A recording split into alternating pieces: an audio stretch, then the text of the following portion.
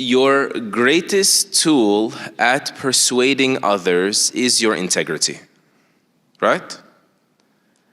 And part of your integrity that Islam requires of you is that you have a genuine concern for people. If you have a genuine concern for people, you're going to get creative in how you get past their defenses. To be honest, like this rash, backhand type of advice, or it's always just cycles of conflict, this shows a lack of care from us. Especially if we're talking about inner circles, not someone I'm talking to in passing, right? Lack of care. That I sort of don't have it in me to put in some work in the relationship so that based on that relationship, we can start having impact on each other, positive impact on each other. That is the idea. And so being around, being caring, being the first to serve them, being genuinely interested in them, then they might care about what you have to say. In addition, of course, to making dua for them and always speaking to Allah more than you speak to your customers or your clients in da'wah, be they family or otherwise. But you're going to continue doing that. But how do you set the bridge over which your words will march into their heart? It's that relationship. They say it's not about being interesting to people. It's about being interested in people. That's how you change them. And so do consider that. And then some like halal conspiracies, you accidentally leave sort of this lecture playing as you walk out the house and stuff like that. The creativity will also ensue there, inshallah ta'ala.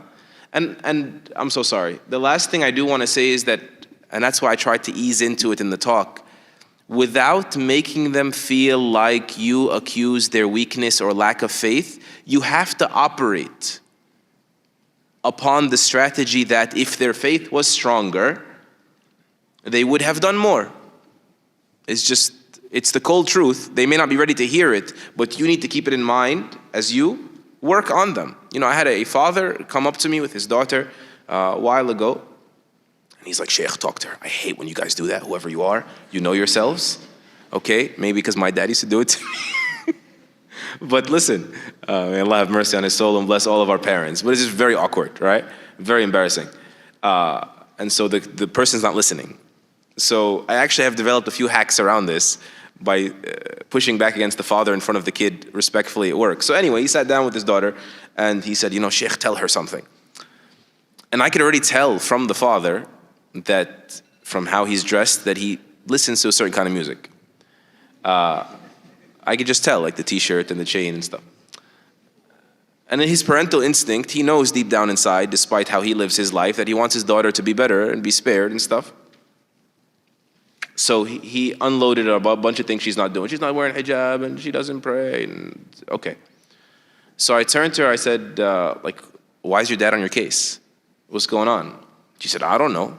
Keep saying stuff like, you heard him, I don't pray. I said, do you believe God exists? So she said, I'm not sure.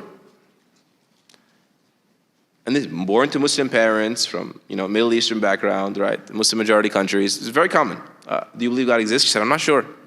So I turned to the father and I said, forgive me. I know you wish there was a quick fix, but how do you expect her to pray on time, consistently, to a God that she suspects might be imaginary? Sometimes we don't want to accept that I actually need to rewind that far, right? So hopefully it'll be less than of a standoff, like of a locking of horns than these situations, but you need to operate like that. Share with them the proofs of prophethood. Share with them, the greatness of God, the names of Allah subhanahu wa ta'ala azza wa jal. These things are the very infrastructure upon which the faith must be built. And Allah azza wa jal knows best.